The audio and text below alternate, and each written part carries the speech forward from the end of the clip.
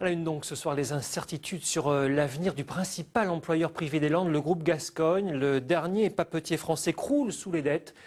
Sa filiale la plus rentable, son usine de Dax, est mise en vente. Mais cela va-t-il suffire? C'est bien ce que se demandent les salariés. L'Assemblée générale des actionnaires aujourd'hui à Dax s'est déroulée sous haute tension. Ludivine Tachon, Jean-Yves Potra. Sifflets, fumigènes et pétards, le comité d'accueil s'est fait entendre à l'entrée de l'Assemblée générale du groupe Gascogne. Dans la ligne de mire des salariés, les actionnaires. Le groupe, premier employeur privé du département, doit éponger une dette de 100 millions d'euros. Tous les investissements ont été bloqués. Aujourd'hui, sans chaudière biomasse, la production de papier à Mimizan, je pense, va être mise en difficulté.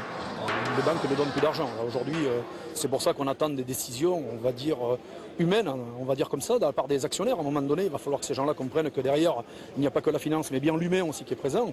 Et qu'il serait utile de réfléchir un petit peu au bassin de l'emploi dans le massif landais. Il y a quelques semaines, le groupe annonçait qu'il se séparait de Gascogne Laminette, la section emballage complexe basée à Dax, filiale la plus dynamique du groupe qui assure 40% de son chiffre d'affaires.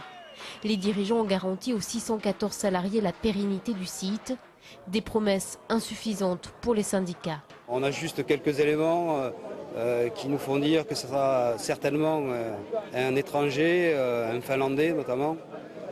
Bon, mais comme tout un chacun, on sait très bien qu'on pourra obtenir des garanties sur 1 an au niveau des emplois et des avantages sociaux, mais c'est la seule garantie qu'on pourra avoir. Une assemblée générale houleuse à l'extérieur comme à l'intérieur. Une bataille interne entre les actionnaires majoritaires plonge un peu plus dans le doute l'avenir du groupe et de ses 2300 salariés. Aujourd'hui, l'action du groupe Gascogne oscille autour de 14 € contre 81 € il y a 5 ans. En Lot-et-Garonne, les salariés de Xylo-France devront encore attendre. Le tribunal de commerce d'Agen n'a finalement pas désigné aujourd'hui le repreneur de l'entreprise.